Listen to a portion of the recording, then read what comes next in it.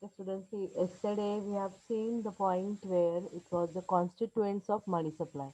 No, not a constituent. Determinants of money supply we have completed, and previous to that we have seen the constituents of money supply. Okay. Then what part we have covered in this chapter? We have covered what is money. So money definition they have given it as per the functions of money.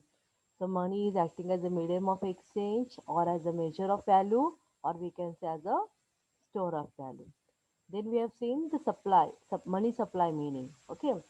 The money supply meaning it means what? What exactly called as a money supply? The money is with the public and that to be also in a spendable form. Then it is called as a money supply. So money supply is kind of a stock of a money concept. Okay. कि money का stock होगा but that should be in the spendable form, then that will be called as money supply. So money supply with the bank will not be considered as a money supply, but if the banks are providing this money supply uh, for the uh, for the people, like in the form of credit or whatever, so that can be considered as a money supply. ये part होने के बाद में then we have started with the constituents of money supply. Constituents of money supply has been divided into two categories. One was the traditional and then the modern measure. So compared with the traditional and the modern, the traditional one is the more liquid one because it's considered only two concepts and that is liquid only. So that is currency, coins and notes, and then the demand deposit with the bank. And this is called as a narrow money because it considers only two components. And but when we talk about the modern measure, so modern measure will consider as broad money because it has many components. But if we compare with the liquid asset, तो liquidity वहाँ पे इतना ज़्यादा नहीं as compared with the traditional measure. Okay. And then we have seen the traditional measure, modern measure के according what was the point of view of different economics that we have seen. Traditional measure में the मतलब the way to show that to express that it was m1 is equal to c plus dd, or modern measure में they have taken it as the m2 m3 and m4, but the m1 is the more liquid one and m2 m3 m4 जितना वो मतलब जितना आगे बढ़ता जाएगा like m4 तक, so m4 में इतना liquidity नहीं रहता है. So this is what m1 m2 m3 m4 here. Okay. Then we have started with determinants of money supply. Determinants of money supply में the first one here high powered money or the reserve money. So high powered money in short what here जो deposit रहेगा जो reserve रहेगा currency with the public रहेगा reserve with the bank रहेगा other deposit with the RBI रहेगा reserve bank रहेगा, तो वो सारे डिपॉजिट के बेस के ऊपर डिसाइड होगा how much would be the money supply. Then we have seen the money multiplier. Money multiplier मतलब क्या है कि पैसा कितना उसमें कितना वेलोसिटी है, वो सर्कुलेट होता है या नहीं, जितना वो ज़्यादा सर्कुलेट होगा उतना मनी मल्टीप्लायर ज़्यादा होगा. So that will be depend upon your currency deposit ratio and the reserve ratio. Currency deposit ratio में मतलब क्या रहेगा कि लोग डिपॉजिट करना ज़्यादा पसंद करते हैं या फिर लोग अपने पास करेंसी रखना ज़्यादा प्रेफर करते हैं. लेकिन if they are depositing also that deposit should be the demand deposit so that they can keep it in to the bank. तो उसके अकॉर्डिंग वहाँ पे मनी मल्टीप्लायर होता रहेगा.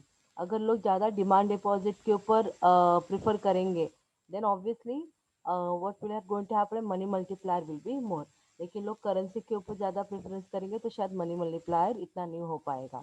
Then the reserve ratio. Reserve ratio also categorized into two parts. One was the required reserve and then the excess reserve. तो required reserve में क्या हम लोगों ने देखा था कि सेंट्रल बैंक कमर्शियल बैंक के लिए मैंडेटरी कहता है कि इतना इतना रिजर्व तो रखना ही चाहिए करके. तो उसके अकॉर्डिंग अगर वो रिजर्व रिक्वायर्ड रिजर्व का रेट ज़्यादा रहेगा तो bank will not able to provide more credit to the people and therefore money multiplier will be less. Excess reserve. Excess reserve मतलब बैंक एक सेफर साइड के लिए अपनी सिक्योरिटी के लिए इमरजेंसी के लिए कुछ पैसा साइड में रखती है कि जो वो पब्लिक को मतलब they will not going to give that money to the public in the form of credit. Okay. वो ऐसे ही वहाँ पे जो उनके कस्टमर जो उनके बैंक के अकाउंट होल्डर है and if somebody coming to like draw the cheque can all, तो वो उसके लिए पैसे की ज़रूरत होनी चाहिए करके for that purpose they will going to keep the excess reserve. तो depend on this ratio also, जितना ये रेशियो ज़्यादा रहेगा एक्सेस रिजर्व और द रिक्वायर्ड रिजर्व का तो उतना तुम्हारा मनी मल्टीप्लायर कम होता रहेगा. Then we have seen the other factor कि कम्युनिटीज़ का चॉइस कैसा है, उनको मतलब पैसा अपने पास रखना है या फिर बैंक में रखना है, that will also going to affect the money multiplier. Velocity of circulation, कितना वो लोग कंजम्पशन करते हैं, कितना मनी को यूज करते हैं. The rate of interest will also going to like motivate the people whether to save or to spend. Then the monetary policy and the fiscal policy. Monetary policy में whether the RBI is adopting the cheap money policy or not, तो उसके according भी money multiply decide होगा. Physical policy में government क्या करता है, taxes कैसे लगाएगा, लोगों का सैलरी में इंक्रीमेंट दे रहा है या नहीं दे रहा है, so that everything will going to affect your money multiply. So these all things we have seen in our last lecture. Now in today's lecture we will going to start with the velocity of circulation of money, and on this question also MCQs are coming. Okay, लेकिन ये बहुत simple है, बहुत easily आपको समझ में आ जाएगा what is velocity of circulation of money, because already in determinants of money supply I have explained you what is velocity, so it will not be so difficult for you to understand. Okay, see what is here velocity of circulation of money. Money supply discussed in this chapter refers to at a given point of a time is a it is a static concept. To know money supply over a period of time, we show we show the multiply the stock of money by the velocity of circulation of money. उन्होंने वहां पे क्या कहा है कि we always मतलब अभी तक जितना भी हम लोगों ने देखा कि मनी सप्लाई क्या है, so money supply is a kind of static concept कि ठीक है इतना इतना होना चाहिए वहाँ पे, ये रिजर्व को कंसिडर करो, वो रिजर्व को कंसिडर करो, एंड उसके अकॉर्डिंग. लेकिन उससे भी ज़्यादा इंपॉर्टेंट होता है वेलोसिटी ज़्यादा होना चाहिए. तो वेलोसिटी जितना रहे ज़्यादा रहेगा उतना मनी मल्टीप्लायर आई मीन उतना मनी मनी सप्लाई इंक्रीज होता रहेगा. This is what the point of view here. Okay, तो जैसे मैंने आपको एक एग्जांपल के फॉर्म में बोला था कि स्टॉक ऑफ मनी भले आपके पास 10 रुपया रहेगा, लेकिन वही 10 रुपया तुम्हारा बहुत ज़्यादा अमाउंट तक का मतलब what we can say consumption करवा के देगा, या फिर बहुत 10 रुपये से तुम लोग ऑलमोस्ट 1,000 रुपये तक का वहाँ पे ट्रांजैक्शन करते हैं, लेकिन तुम लोग नहीं करोगे. तो जैसे वो पैसा एक के हाथ में से दूसरे के हाथ में चला जाएगा उसके according we are saying. Okay, the stock of money and the velocity of circulation of money basically they are deciding they are supplying the money in the economy. The distinction between the money supply at a point of time and over a period of a time is well brought out by D. H. Robertson when he described them as money sitting and money on the wing. The velocity of money can be further segregated into. अच्छा, ये ध्यान में रखो, D H Robertson का ये statement था, money sitting and money on the wing. So money sitting will not go into consider as a money supply, because money sitting is only the stock of money. But money on the wing मतलब क्या, money is in the circulation. वही stock of money when we are distributing, when we are circulating, so that will going to create more and more money supply. Okay. So the velocity of money can be further segregated into two parts. One is the transaction and the income velocity. अभी उन्होंने कहा है कि velocity जो मैं बोल रही हूँ कि number of time the money changing hand from one person to another, ये किस वजह से होता है. तो उसका दो रीज़न रहता है, एक तो होता है कि ट्रांजैक्शन वेलोसिटी और दूसरा होता है इनकम वेलोसिटी. अभी ट्रांजैक्शन वेलोसिटी मतलब क्या है, it is the ratio of the annual volume of transaction to the stock of money. देखो यहाँ पे फिर से एक बार रिपीट कर रही हूँ, it is the ratio of the annual volume of transaction to the stock of money. तुम्हारे पास एक स्टॉक ऑफ मनी है, और वो स्टॉक ऑफ मनी को मतलब जब हम लोग मनी सप्लाई काउंट करेंगे ईयरली के लिए, एनुअली जब हम लोग काउंट करेंगे, तो वही पैसा कितने बार सर्कुलेट हुआ, कितने अमाउंट तक का उसने ट्रांजैक्शन किया. Okay, that we will going to say. तो अभी आप बोलेंगे कि मैम ये एक एक ही नोट कितने बार सर्कुलेट हुआ है, वो हम लोग कैसे पता लगाएंगे. तो generally what is the reserve with the bank, जैसे ये साल लास्ट ईयर का मुझे जब उन्होंने स्टैटिस्टिकल डेटा निकाला या फिर न्यूमेरिकल डेटा निकाला, then they come to know कि okay this is what the money supply है. देन वी अंडरस्टूड कि एग्जैक्टली आरबीआई ने कितना मनी सप्लाई मतलब हार्ड मनी है कितना उन्होंने सप्लाई किया था, लेकिन उसी पैसे की वजह से अभी कितना ट्रांजैक्शन हुआ है total. So that will be all like on a micro economic basis. हाँ, बिल्कुल माइक्रो पे नहीं. माइक्रो पे मतलब कैसे रहेगा कि हर एक सेक्टर से हमें पता चलेगा कि ये साल में उन्होंने कितने अमाउंट का ट्रांजैक्शन किया. So that all we will going to include. जैसे तुम लोग नेशनल इनकम में देखते हो कि नेशनल इनकम में जब हम लोग बैलेंस ऑफ पेमेंट निकालते हैं, तो वहाँ पे हमें एक आइडिया आ जाता है कि कितना पैसा कंट्री ने अभी इस बार कितने अमाउंट तक का ट्रांजैक्शन किया है. So through that we will come to know कि एग्जैक्टली मनी सप्लाई का स्टॉक कितना था और कितना ट्रांजैक्शन हो पाया है करके. Okay. So it is the speed at which a unit of money moves around the circle of payment from income to payment for goods and services back again to the income.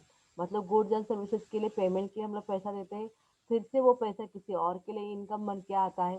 This is what the way the money is in the circulation. Suppose the total supply of currency and the demand deposit, that is M1, in a given period is 5,000 crore, and the transaction conducted on transaction conducted is around 100,000 crore. The transaction velocity is 20.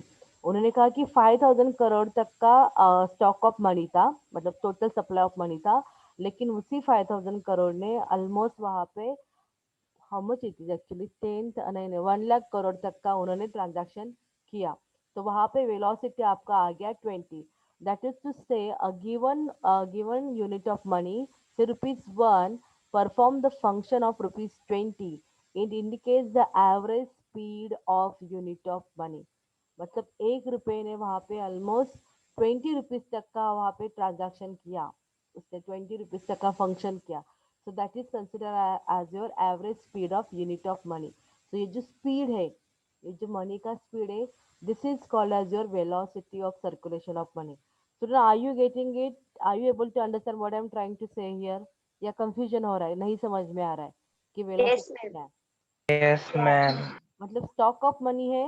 जैसे तुम्हारे पास में 100 रुपया है, 100 रुपया तुमने किसी और को दिया, उससे कुछ खरीदा, जिसके पास गया उसने उसको किसी और के पास दिया, उसके थ्रू कुछ खरीदा, किसी और ने उसको दे दिया. तो ऐसा करते करते जैसे मनी चेंजिंग हैंड फ्रॉम, जैसे money is changing is hand from the one person to another one.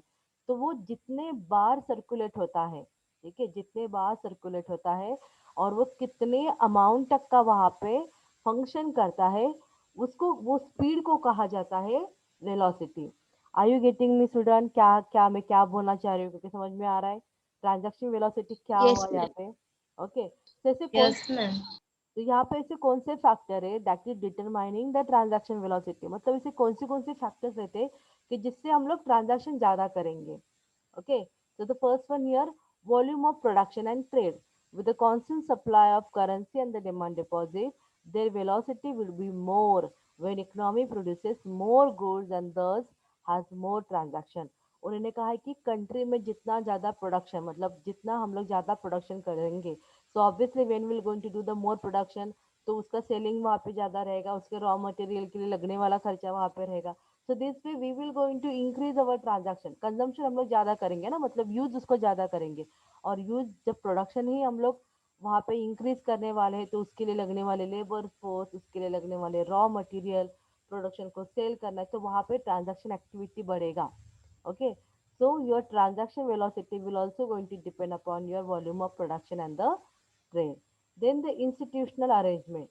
If the institutional setup comprising banks and the other financial intermediaries enable deferred payment or other credit system, the velocity will be lower. उन्होंने कहा, क्या कहा है यहाँ पे, कि वहाँ पे अगर कोई इंस्टीट्यूशन रहेगा या फिर बीच में कोई इंटरमीडिएट रहेगा जो पेमेंट को डिफर कर रहा है, पेमेंट को डिफर कर रहा है इन द सेंस कि they are keeping it into their bank and they are not allowing it to the public or to give it into the credit form and all, तो वो शायद वहाँ पे इफेक्ट कर सकता है. तो इंस्टीट्यूशनल अरेंजमेंट में ऐसा होना चाहिए द बैंक, मतलब जो भी फाइनेंशियल इंस्टीट्यूशन है, उन्होंने पैसा वहाँ पे इजीली क्रेडिट फॉर्म में देना चाहिए. अगर वो क्रेडिट दे रहे हैं, then only our transaction will going to increase, because if they are providing the loan, then we will going to get the money, and as we will going to get the money, so transaction will going to increase. Okay, so institutional arrangement भी यहाँ पे एक factor रहता है. Then the saving. If people increase their saving, less money is spent, bringing down the velocity. So this saving on the other hand increase the expenditure, thus the transaction velocity. If you people are having the habit of saving the money, आप saving ज़्यादा करोगे, खर्चा कम करोगे, transaction नहीं करोगे, so this will also going to affect your velocity of money. तो हम लोग मनी सप्लाई नहीं बढ़ा पाएंगे इकोनॉमी में.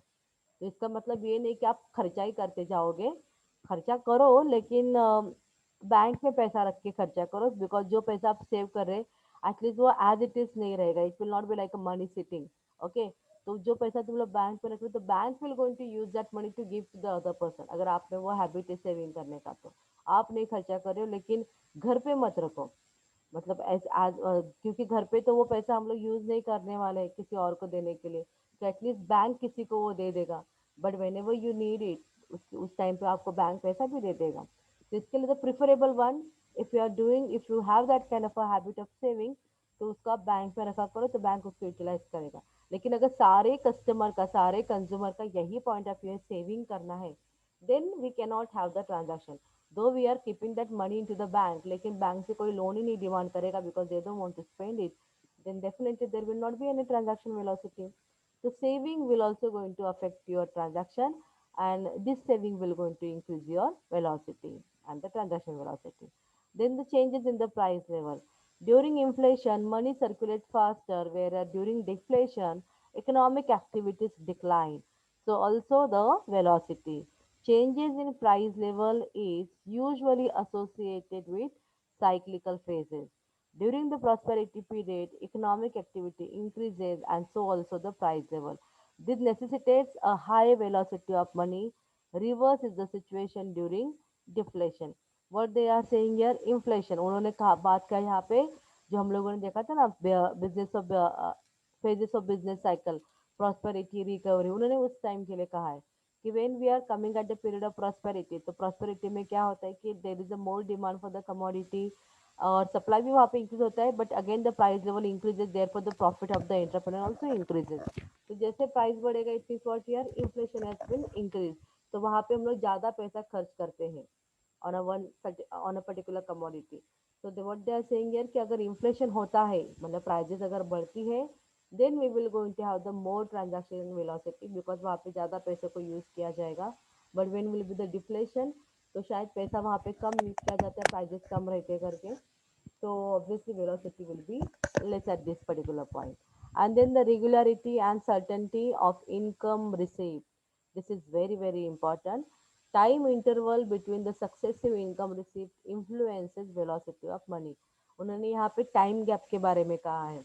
If income is received in the quick interval, less money is required to be held, therefore money turns over faster. Long interval increase idle cash and reduce the velocity. Certainty of income received infuses confidence and encourages spending.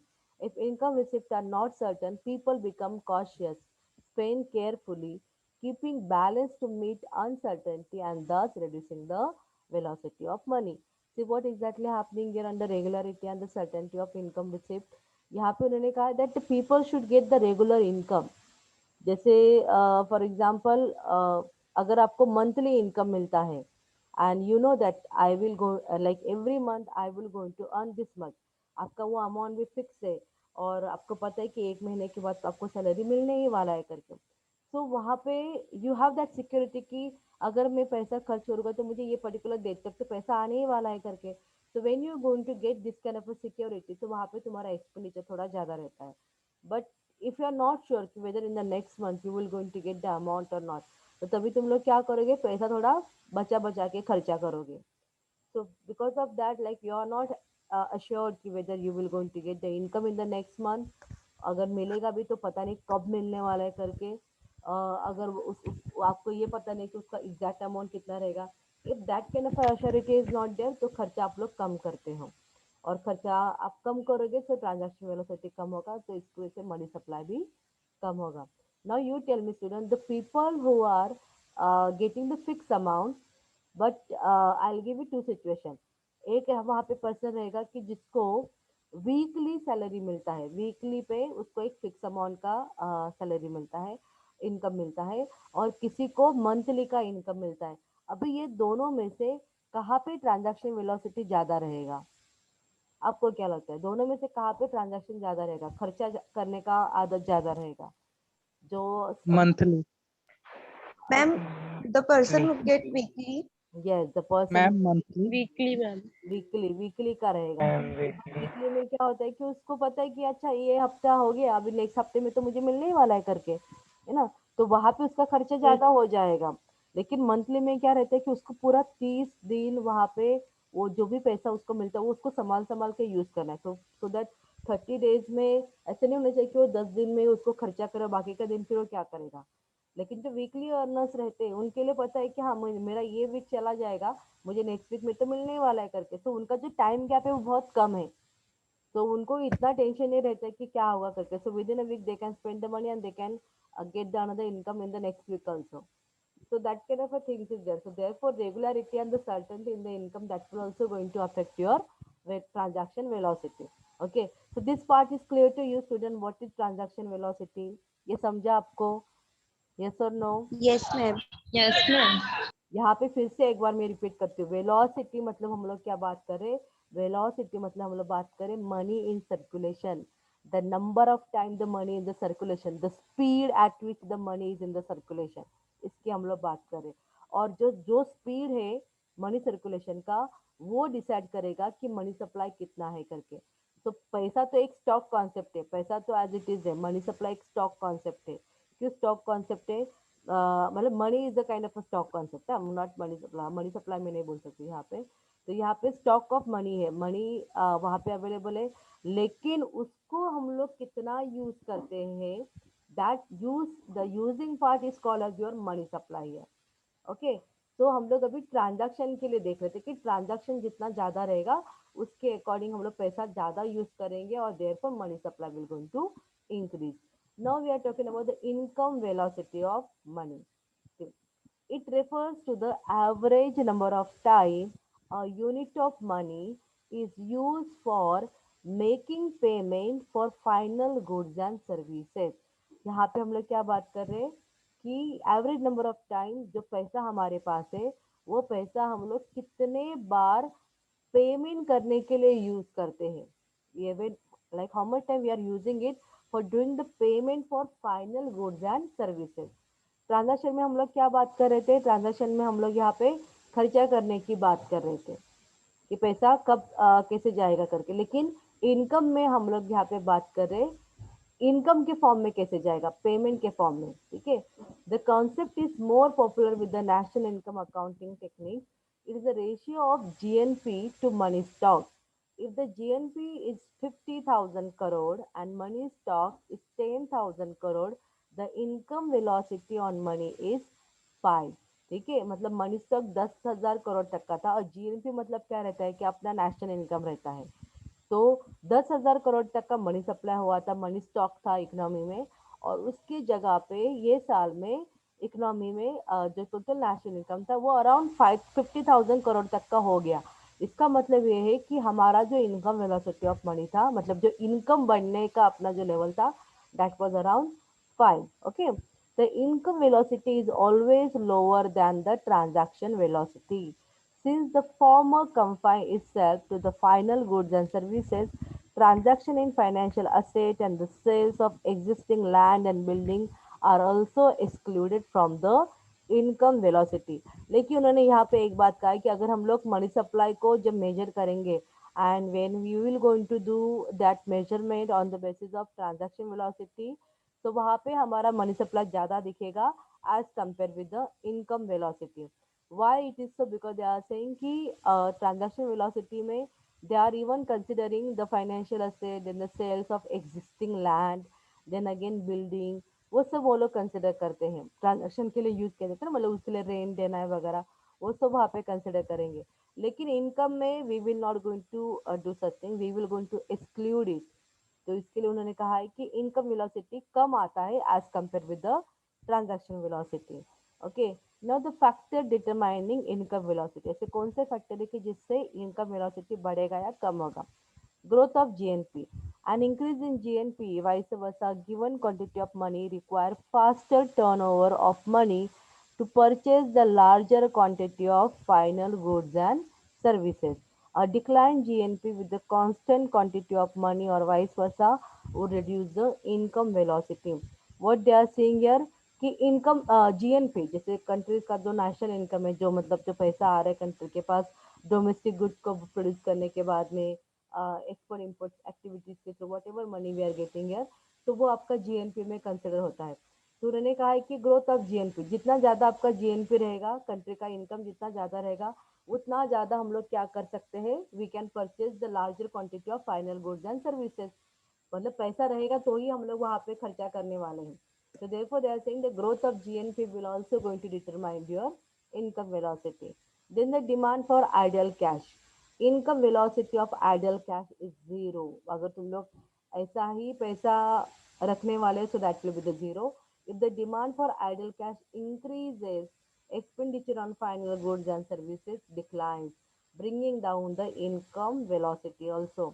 अगर लोग ideal cash को अपने पास रखेंगे, ideal cash मतलब जैसे आपका currency notes and coins को आप लोग अपने पास रखोगे, तो वहाँ पे उन्होंने कहा है कि फाइनल गुड्स एंड सर्विसेज के ऊपर जो एक्सपेंडिचर होता है वो शायद वहाँ पे कम हो जाएगा.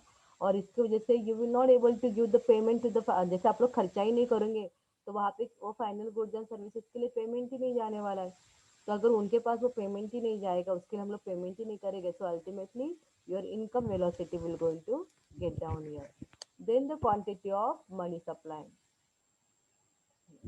Quantity of money supply में, if the stock of money increases faster than the final goods and services, the income velocity will fall since there are less goods and services available to purchase. उन्होंने कहा है कि ऐसा नहीं होना चाहिए कि स्टॉक ऑफ मनी ज़्यादा है as compare with the availability of the final goods and services.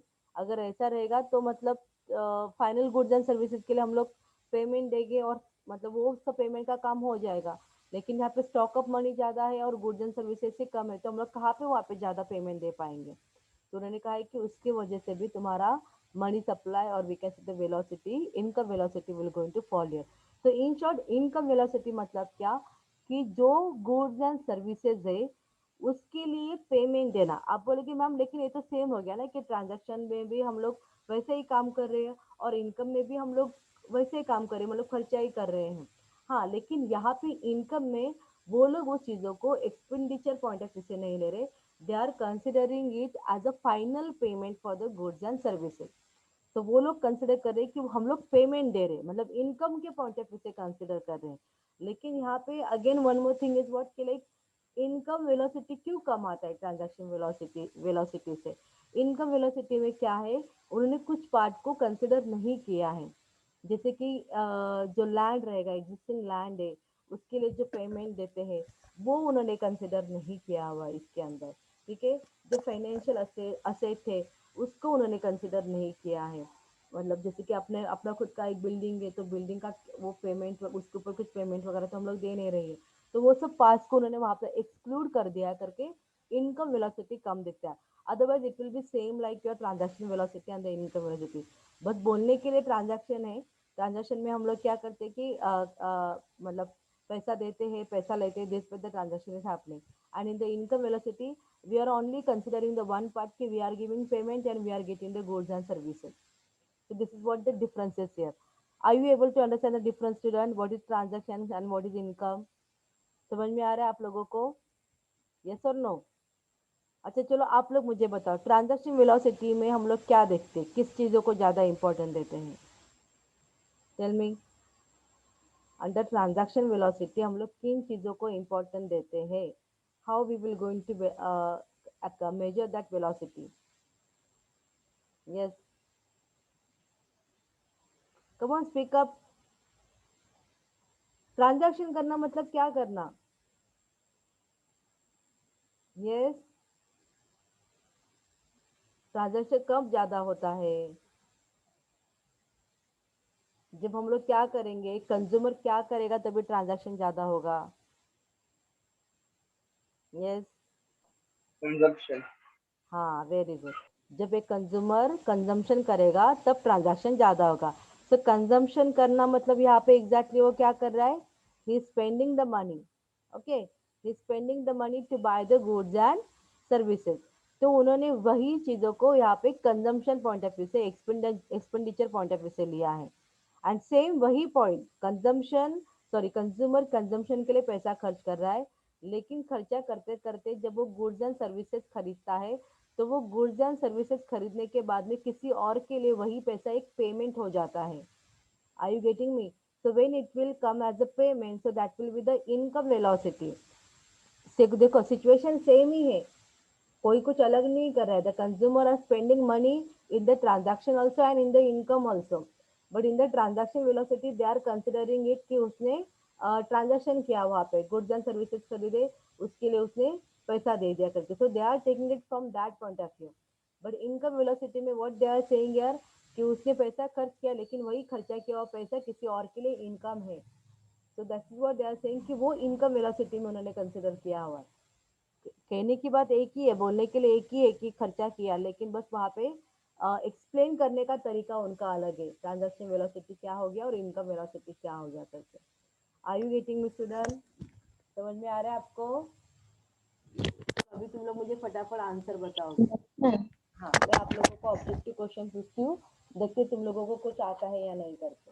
अरे नहीं, मुझे मैं तुम लोग को क्यों दिखा रही हूँ, जस्ट बेटा।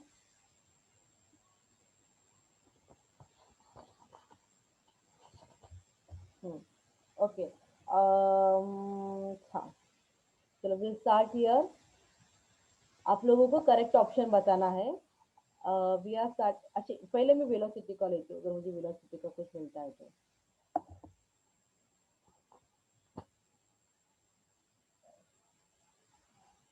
हाँ, yes, now you tell me student, the average number of time, the average number of time a unit of money, ध्यान दो हाँ, the average number of time a unit of money is used for making payment, is used for making payment for final goods and services is known as, average number of time a unit of money is used for making payment for final goods and services is known as transaction velocity, monetary Income velocity. velocity. Transaction velocity. Ma'am, Income velocity, income ma'am. velocity. Yes, it is Yes, ma'am. income Income velocity. velocity. Why it will be the income velocity? Because वहाँ पे making payment बोला है, payment बोला है मतलब समझ जाने का कि हम लोग income velocity की बात कर रहे हैं। Very good, girls are very confident, look at you boys, उन्होंने कितना कॉन्फिडेंटली आंसर दिया। Very good girls. अच्छा नेक्स्ट है, अभी बॉयज के लिए चैलेंज है, देखते कौन पहले आंसर देता है और करेक्ट आंसर देता है।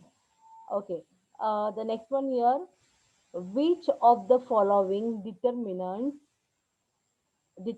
the money supply, which of the following determines the money supply, इनमें से कौन से ऐसे है कि जो डिटर्मिनेंट्स ऑफ मनी सप्लाई में आता है?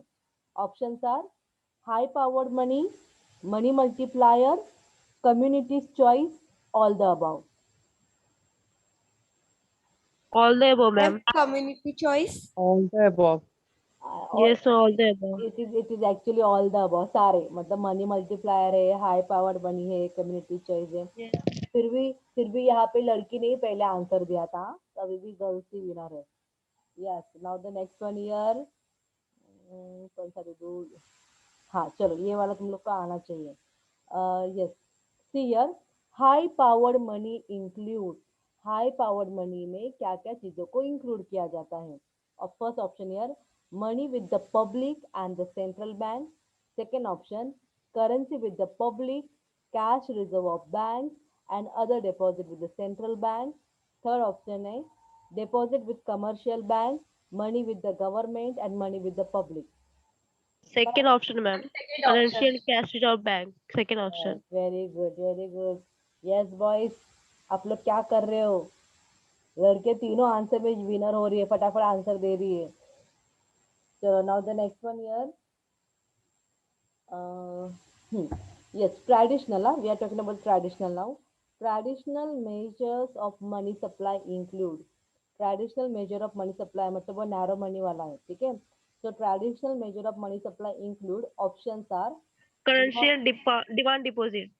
currency and, Demand deposit. क्या बात है, वेरी गुड। बॉयज तुम लोग क्या कर रहे हो, नींद से जाग जाओ थोड़ा, अभी सब लोग सो रहे हैं एकदम। Yes, now the next one here. Hmm. I'm taking this as the last one, okay?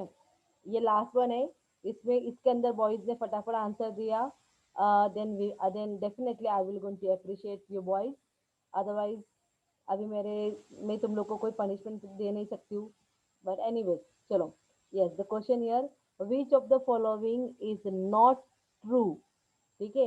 Which of the following is not true of excess reserve, हाँ, excess reserve held by the commercial bank. Commercial bank जो अपने पास access reserve रखती है, ये जो मतलब जो option है उसमें से कौन सा ट्रू नहीं है? First one here, bank statutorily hold them. Second, they are determined by clearing drained and the currency drain. Third one, they are voluntarily held by the bank. And the fourth one, they influence the money multiplier. बताओ मुझे access reserve के लिए कौन सा सही नहीं है? Bank स्टैट्यूटरीली hold them, मतलब बैंक लीगली उसको होल्ड में रखता है पैसे को, उनको कहा जाता है नहीं उतना होल्ड में रखो करके, इसके लिए रखना पड़ता है. सेकेंड है, they are determined by clearing drain and the currency drain, मतलब चेक विड्रॉवल के लिए और कोई कैश विड्रॉवल के लिए आएगा तो उसके लिए उसको रखा जाता है.